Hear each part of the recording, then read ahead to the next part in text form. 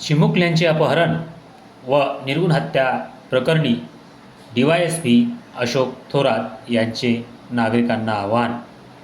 शेगाव मागील काही दिवसापूर्वी बुलढाणा जिल्ह्यातील चिखली तालुक्यातील अंबाशी येथील चिमुकल्याचे अपहरण करून त्याचा निर्घृण खून केल्याचा प्रकार समोर आला असतानाच शेगाव तालुक्यातील नागझरी येथील 14 वर्षीय चिमुकला कृष्णा कराळे याचे सुद्धा शेगाव येथील चित्रकला चौक परिसरातून दिनांक 23 जुलै रोजी अपहरण करण्यात आले होते.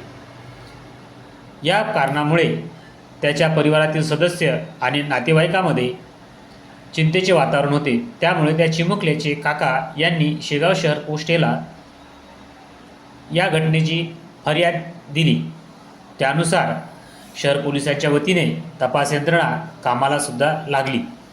परंतु दिनांक 24 जुलैला तपास यंत्रणा कार्यरत असताना सुद्धा रात्र फार झाल्यामुळे अपहरण केलेल्या चिमुकल्याचा शोध लागला नसला तरी आज सकाळी पोलिसांना अपहरण केलेल्या चिमुकला कृष्णा कराळे याचा निर्घृण खुनानंतर मृतदेह हा भेंडवड मणाखेड परिसरातील जंगलात आढळून आला.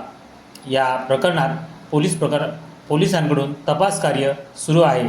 त्याकरिता शेगाव येथे DYSP अशोक थोरात हे चौकशी दरम्यान आले असता त्यांनी प्रसारमाध्यमांशी बोलताना व चिमुकल्यांची काळजी घेण्याकरता पालकांनी आपली काय भूमिका ठेवावी याबाबत आवाहन केले आहे. जनसमूह न्यूज विशाल असोलकर शेगाव.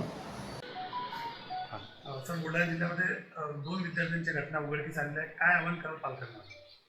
पालकांना असं सांगायचं आहे की आपले पाल्य शाळेत वगैरे जात असताना ते ओळखीच्याच माणसाबरोबर त्या शाळेत किंवा ट्युशनला जात आहेत त्याबाबत बघितलं पाहिजे. आपल्या पाल्यांकडे लक्ष देत असताना ते अनोळखी व्यक्तीबरोबर ओळखीच्या जरी व्यक्तीबरोबर कुठं जात असेल तर ते वडिलांना आईवडिलांना न विचारता जात असताना जर दिसत असतील तर ही बाब जरा धोक्याची वाटू शकते.